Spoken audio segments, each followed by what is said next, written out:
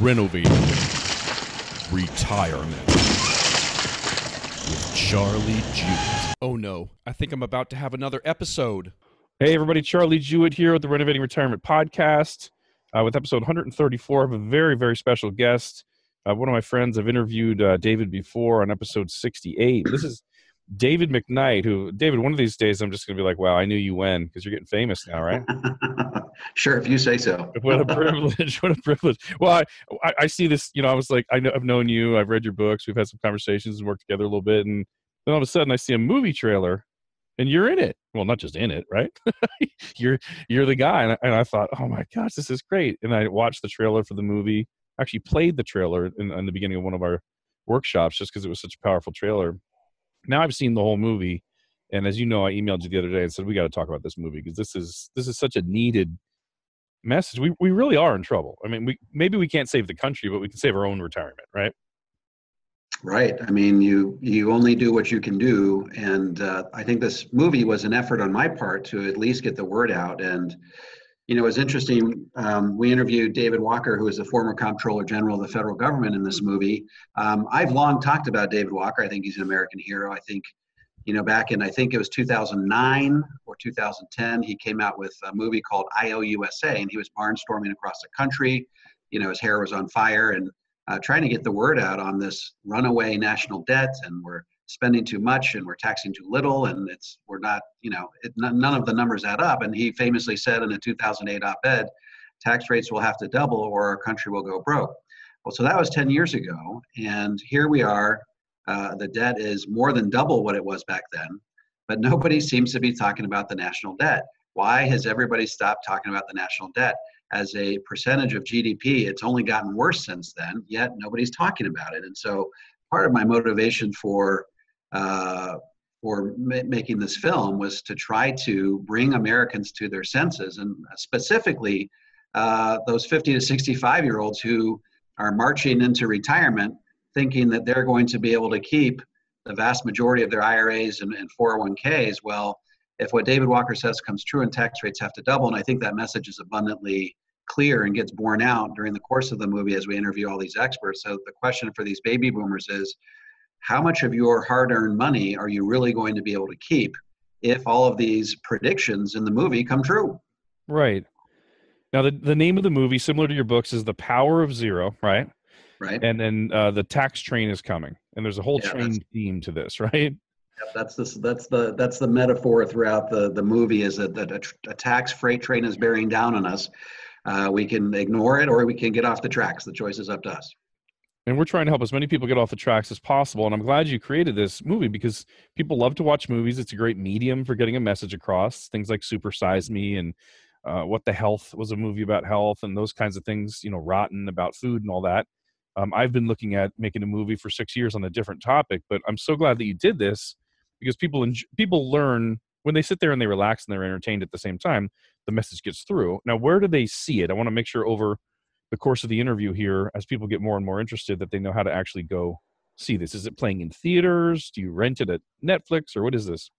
Yeah, so good question. So we're sort of in an in-between moment right now. We launched the movie, back in late September, maybe early October. It was the only way you could watch it is if you were a financial advisor. There's a special website you could go to, or you could see it in a theater, the screening of which was sponsored by a financial advisor. So that up until now has been the only way to watch it.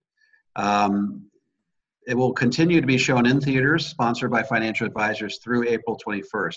When April 21st rolls around, that'll be the big worldwide release for this movie. You'll be able to buy it on Amazon and DVD and Blu-ray. You'll be able to stream it on every possible channel, be it iTunes, Hulu, Vudu, Hulu, all those other alternative things. And so it's going to be worldwide April 21st. Up until now, you've got to know a financial advisor who is willing to hold it in a screening in the theater near you. So how'd you pick my birthday for the big release? Well, we go way back, Charlie, and I thought it would be a special day. And I appreciate that. That's awesome. So I've watched this thing all the way through. Absolutely loved it. I've heard some of this information, but the first thing that jumps out at me, besides the incredible content which you're known for, is you didn't gather this group of no name nobodies to sort of bark about a problem or sort of complain. This group that you've put together, the people in the movie that are being interviewed are just these big name people that for the last 14 years I've been hearing about. Ed Slott, right? Right. Tom Yeah. Hegna. Um, oh gosh, who's that guy that was one of the older guys who had 4 positions in the government? Oh, sure. George Schultz. Yeah. George Schultz, right? And then you have all these professors of economics, somebody that ran for president, right? Right. So we started off with nobody, right? And I think that's how a lot of these documentaries start. And so you start with who do you know, who's in your sphere of influence, who, if you called them up, would be willing to allow you to come interview them. And we had this about a 30-day period of time where we thought to ourselves, is this thing ever going to get off the ground? Are we going to be able to find someone who wants to be in our movie? And then you have these game changers, where you meet someone, and once that person agrees to be in your movie, then it greases the skids for everybody else. And that game changer for us was David Walker. Now, David Walker collaborated with me on my book, The Power of Zero, a couple of years ago when it first came out in, I think, 2014, Yeah. 2015. And he actually edited the first chapter of my book, because the first chapter of my book was almost entirely about David Walker. And he said, well, if you're going to write a chapter about me, I should look at it first and edit it and make sure that I approve of it. So we collaborated on that.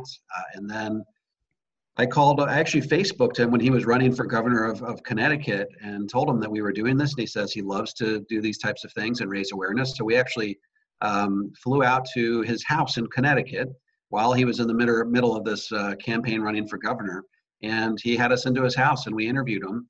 And once we interviewed David Walker, who was, if your listeners don't know, I'm sure they do, is the former comptroller general of the federal government. He knows more about the math and numbers behind our company's fiscal straits than just about anyone else on the planet. Once we got David Walker in and, basically endorsing the whole concept, we were able to drop his name with Larry Kotlikoff. And Larry Kotlikoff, who's one of the foremost experts on the debt in the nation. He's a PhD out of Boston University. We were able to go visit him. And once we visited him, he knows George Schultz, who's the former Secretary of State, former MIT professor, one of the brightest economists on the planet. And we were able to go interview him. And once you interview George Schultz, you can get just about anybody you want. So that's sort of how the whole progression unfolds. And we were just really fortunate to get a lot of really important people from academia, from government, from think tanks, inside the financial services industry, that, when they talk about this stuff, they carry a lot of credibility with them. The level of person that you were interviewing, I just found absolutely incredible. I mean, some people I didn't know, some people I did know. All the ones that I did know, I was like, oh my gosh, he got them. So congratulations. Good job putting together a group of just some of the top minds in the country. And that's pretty important, because somebody sitting on the side of the road looking homeless with a sign saying, hey, the country's in trouble, is not going to have as much influence as this group of people that know more about the math and more about it seems like the government's just ignoring it. Right? And then you have this Yeah, other group of people that have the math and they're saying, no, this time it can't be ignored. Yeah, I think you're right. I think the government is kicking the can down the road. I think there are a few isolated voices in the wilderness who were trying to raise a warning cry. One of whom was he was one of the more apocalyptic guys in the movie. His name was Tom McClintock. He's a Republican congressman out of Sacramento. He's a U.S. congressman. And he is on the Republican Budget Committee, and he really knows his stuff. He really knows the math behind all of our fiscal issues. And he basically says, look, we can't bar our way out of this problem. We're going to run into what we call a sovereign debt crisis, which basically means that countries will stop loaning us money because they don't believe we can pay the money back. And he says the canary in the mine that lets you know when we're approaching a sovereign debt crisis is when we hit $1 trillion deficits, which we either just did or are shortly about to. So we're right in the midst of a crisis, and George Schultz made that abundantly clear. He's like, we're not coming up on a crisis.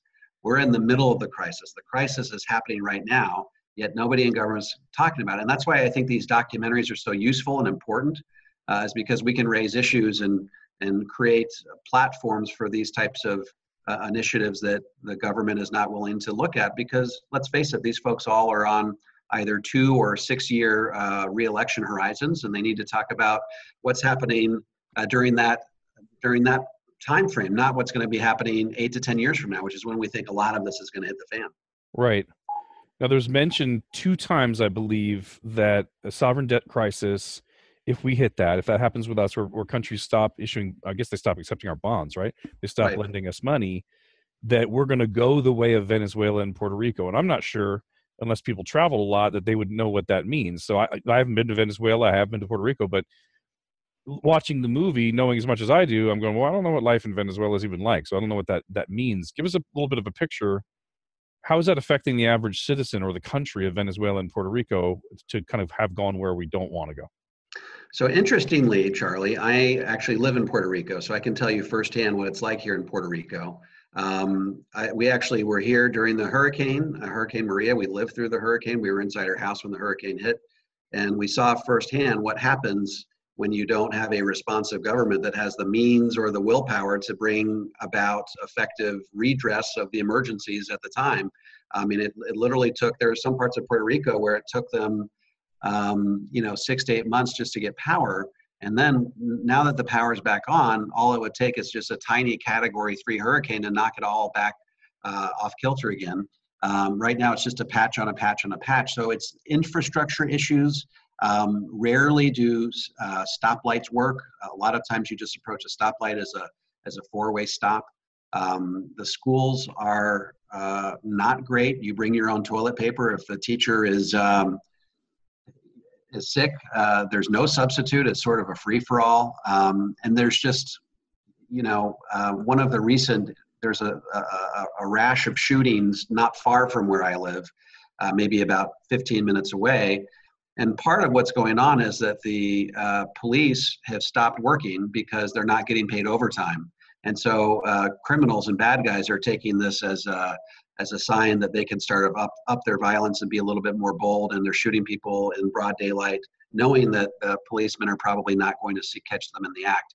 So, there's something to be said for civilization. There's something to be said for infrastructure. There's something to be said for a government that's responsive to these types of things. So one of the things that Tom McClintock says is, we will get to the point where we owe so much debt that we will become like Puerto Rico. And if you look what's going on in Puerto Rico, we're hemorrhaging citizens. People are leaving Puerto Rico and they're fleeing to the mainland because of all of the infrastructure issues.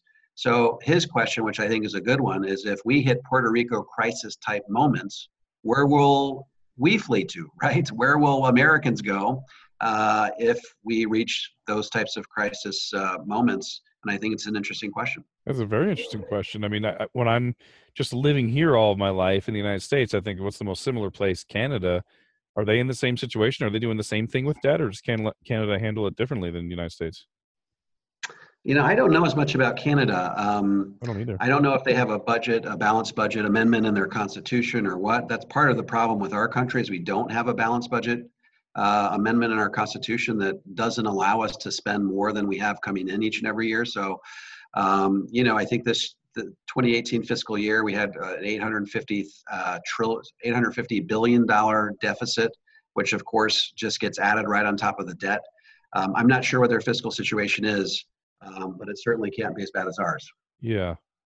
I never hear anything about it, so it can't be as bad as ours. Not making the news or anything. Right. Let me ask one more thing about the condition of the country, and then we'll start talking about how the individual listener can maybe solve some of their problems, or at least get off the tracks and not get hit by this tax train. I'm not a doomsdayer. You've probably bumped into the same thing, more so since like 2008, the last 10 years. When I started my career, it was more of a teaching career. From 2005 to 2008, just teach people things, and they liked it. After 2008, 2009, people seemed a lot more afraid and scared, and we'd had a couple of crises and Enron and different things like that. The Madoff, right? I had a lot more doomsdayers, like asking me questions about things that aren't really financial planning, right, or aren't really retirement planning. Like, what happens if the dollar's not the U.S. currency, or whatever?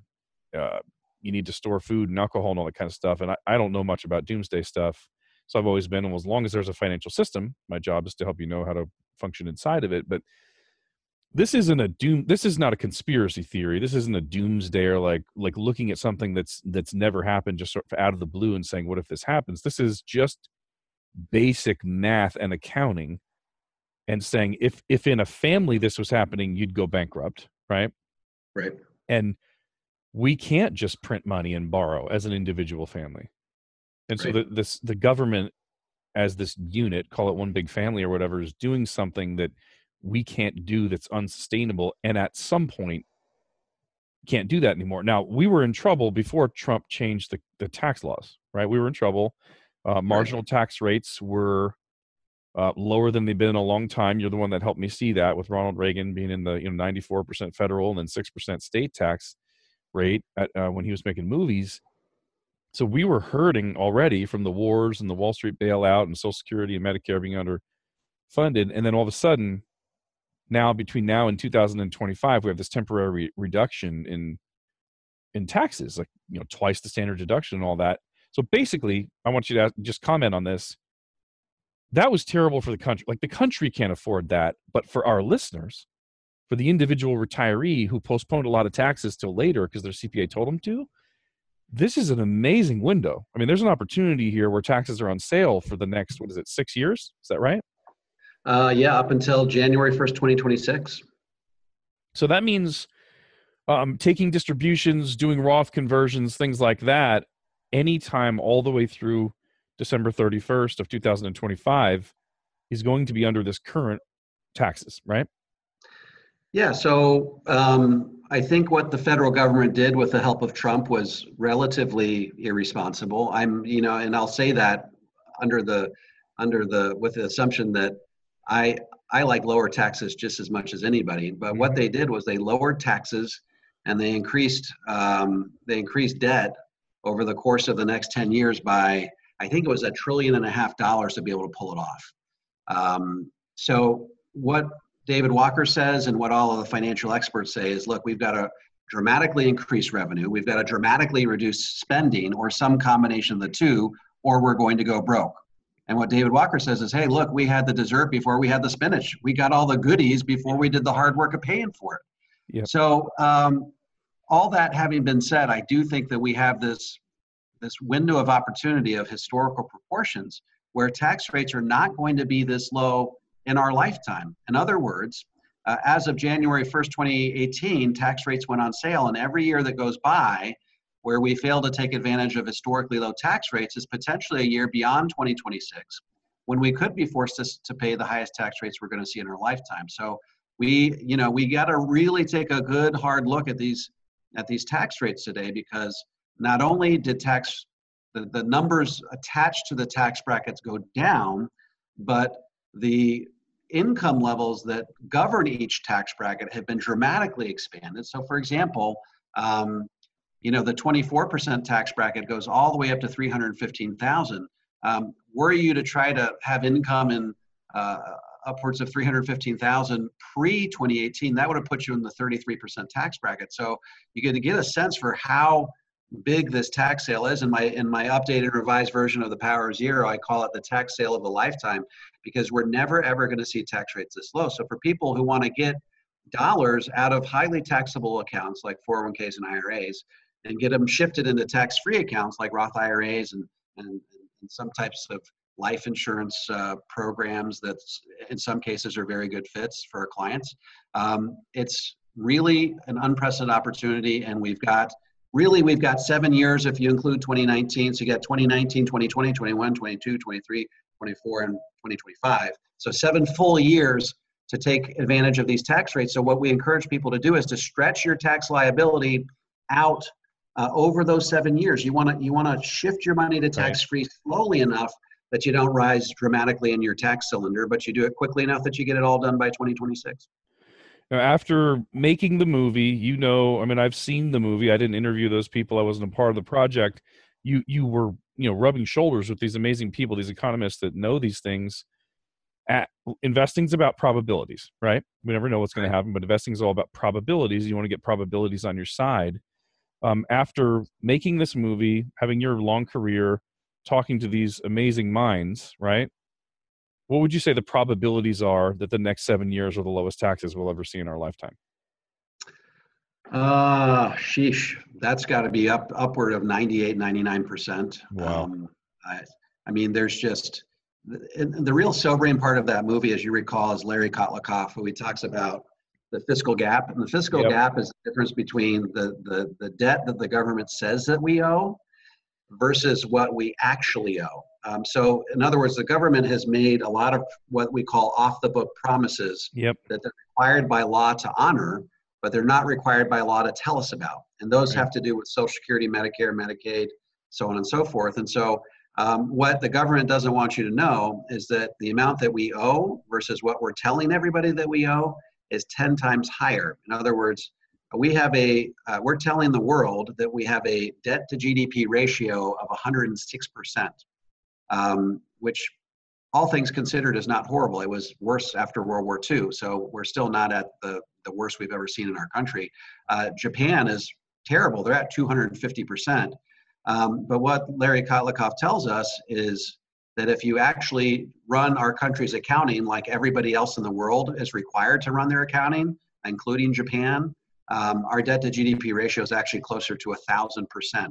So to say that 10 years from now, or even 8 years from now, tax rates could be lower than they are today, given that we're going to be adding $2 trillion of debt every year between now and then, and tax revenue is not going to be rising commensurately to keep up with it, is to just be living in this fantasy world. So I would say that if anybody thinks that their tax rates are going down in retirement, given all things being equal and given similar levels of income, I would say watch the movie when it comes out and make up your mind for yourself.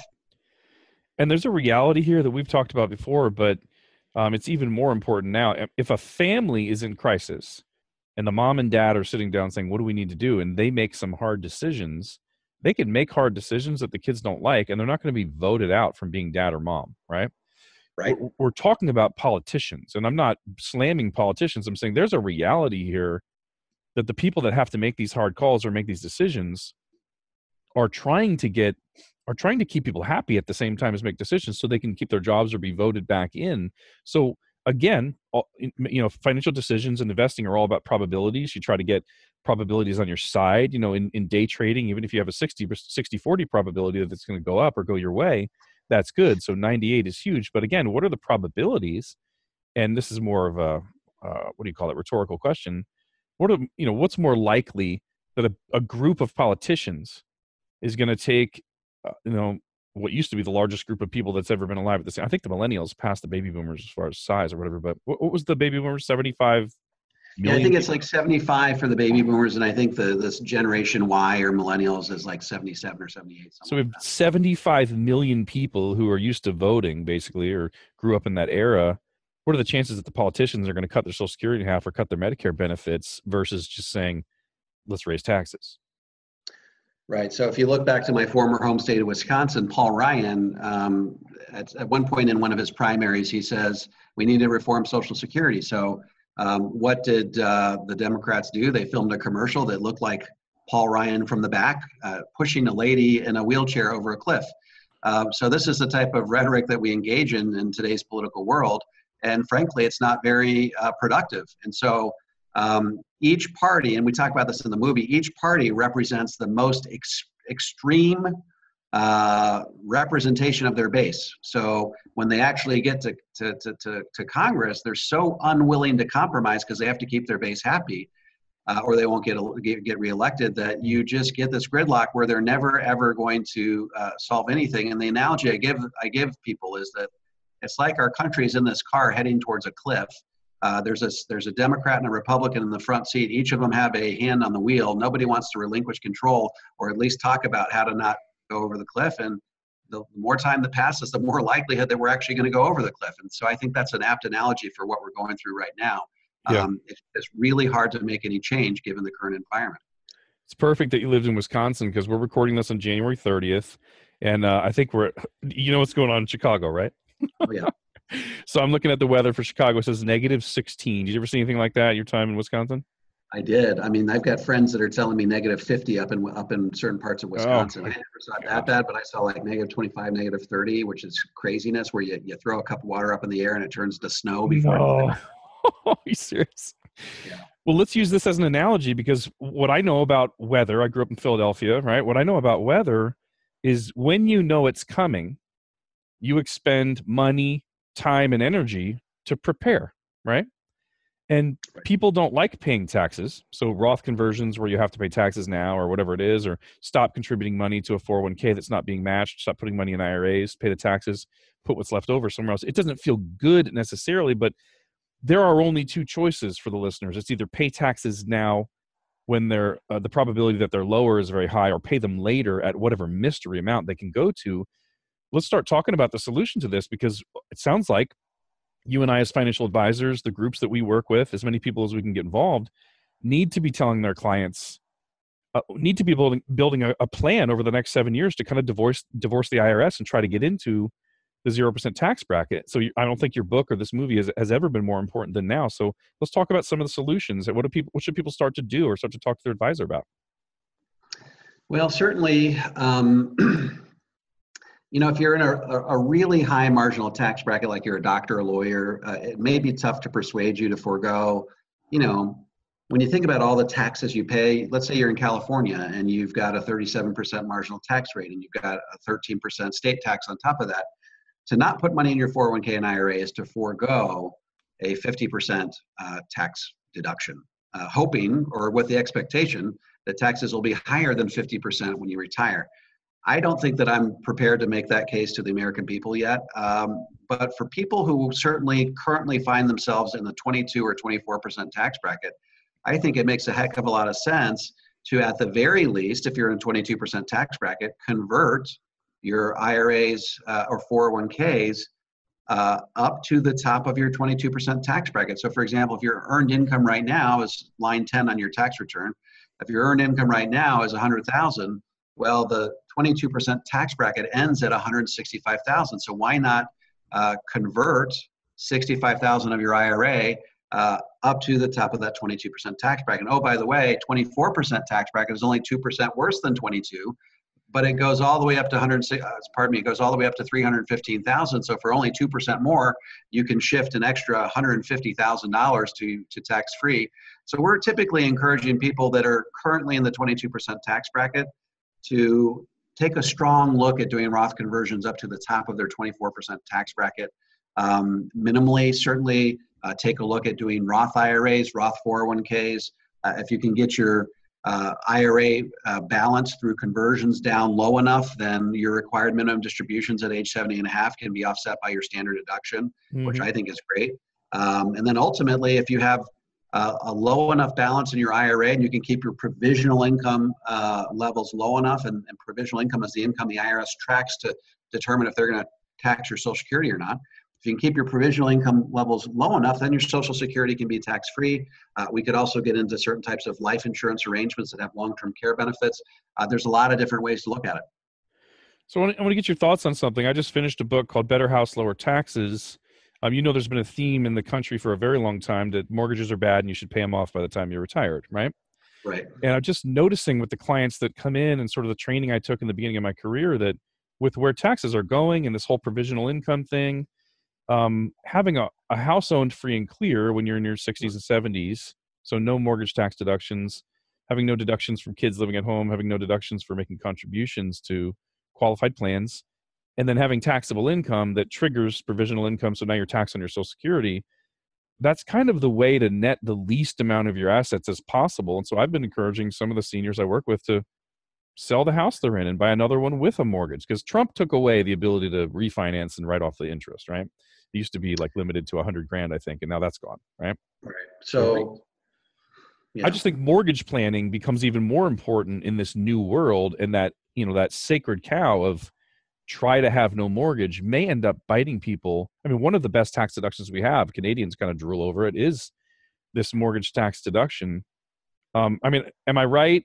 You know a lot about taxes. If somebody bought a home, had a brand new 30-year fixed mortgage so that the acquisition indebtedness was reset, they've got, say, $2,000 a month, most of it is interest, and they paid that with IRA distributions, there's a wash in the tax returns. The IRS knows about it. It's just part of the tax code. You can write off the interest, and if you pay the interest with taxable income, they kind of wash each other. And so that's become more important in my practice. What are your thoughts on that?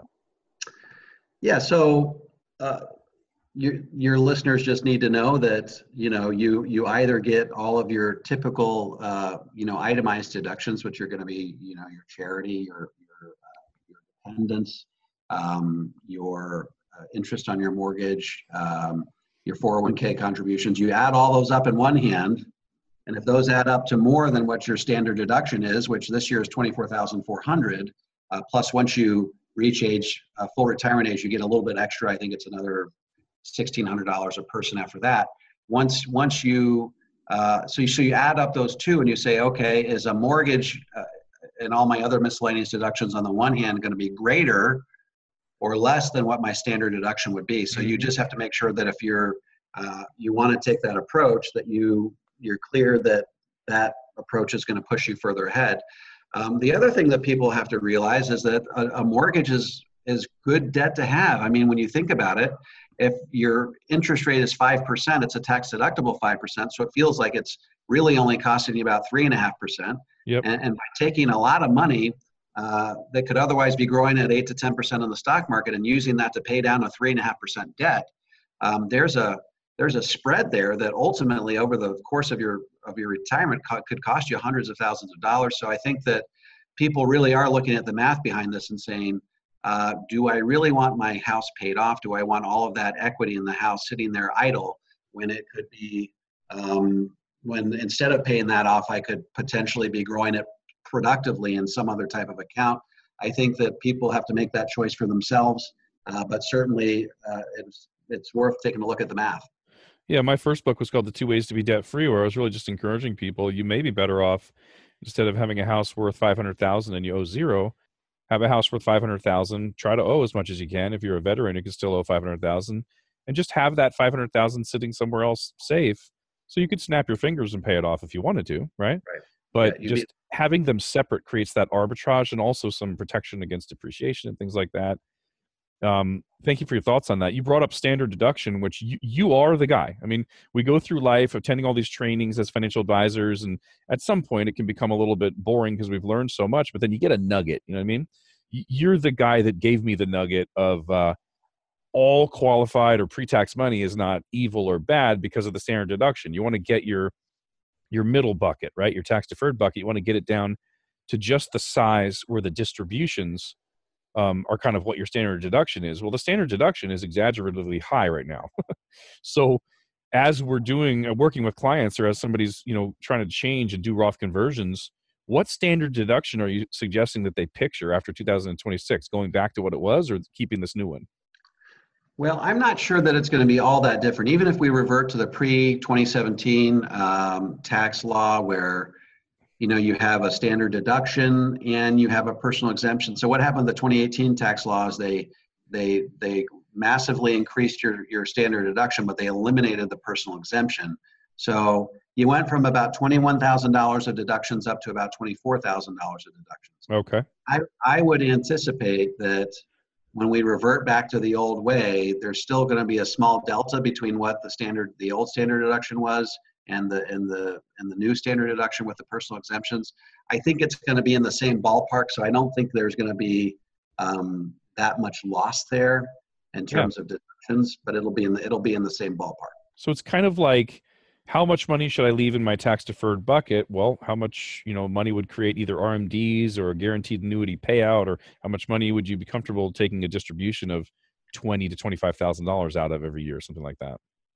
Yeah, and we also want to be careful that, in theory, if you had a $24,400 standard deduction, you could have $600,000 in your IRA, take 3.65% out of that, which is what they would force you to take out your first year of required minimum distributions, and still be below your $24,400 deduction. However, so that would all be tax-free.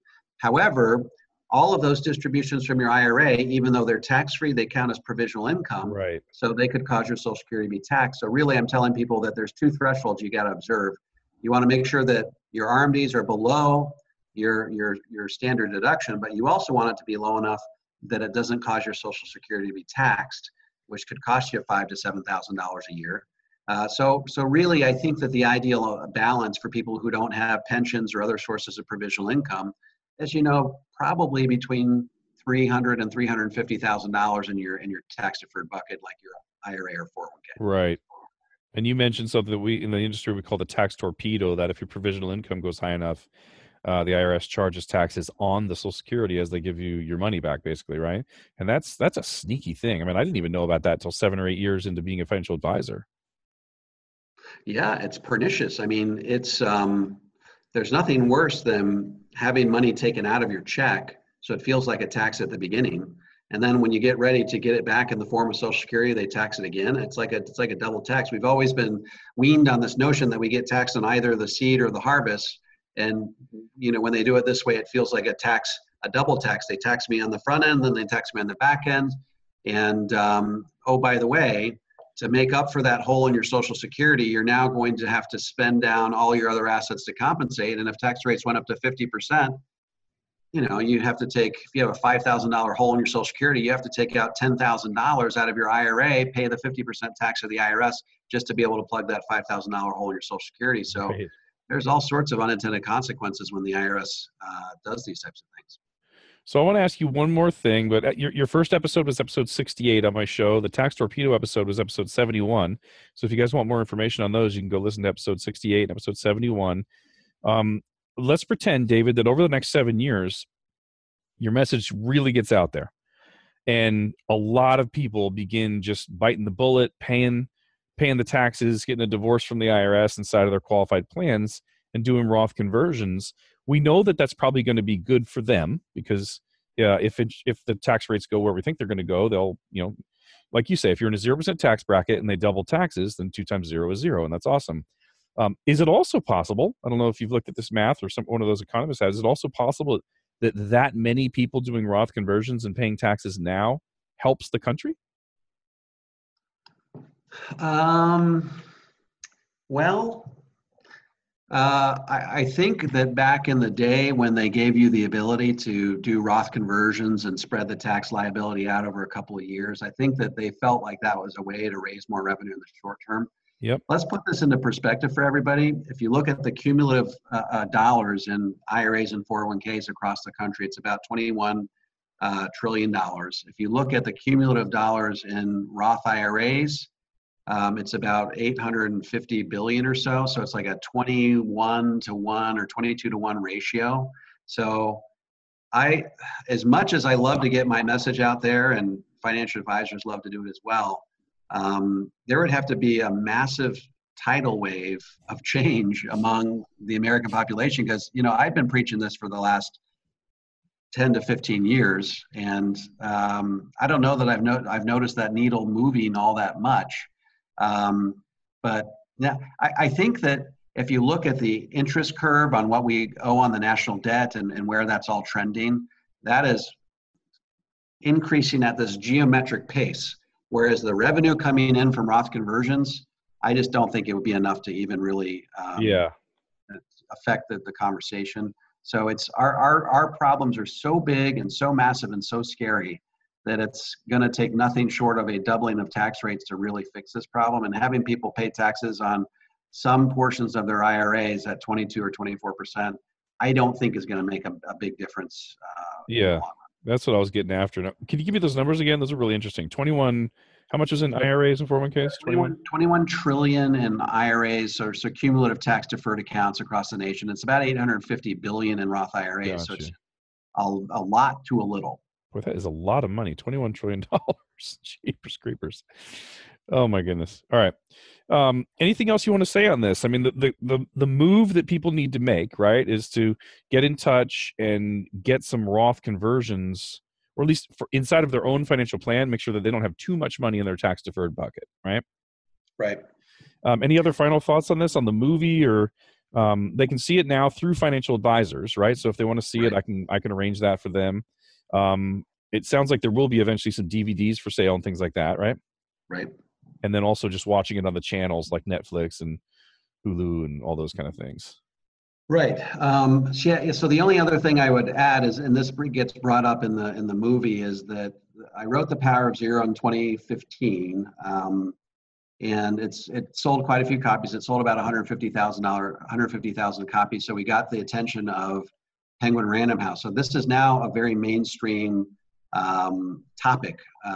You have a major publisher that's willing to publish the updated and revised version of the book, it becomes a very mainstream topic. So the new book has an entirely new chapter on the Trump tax cuts, where I go in about 10 to 12 pages where I really talk about the next 7 years as the tax sale of a lifetime. So if I ask people to start off reading that chapter, which is chapter 6, and if you feel compelled enough after reading that chapter to start the book from the beginning, and most people do, then I think it's time it's time well spent. So, so just along with the release of the movie, there was a release of the updated and revised version of the book, and they can buy that on Amazon.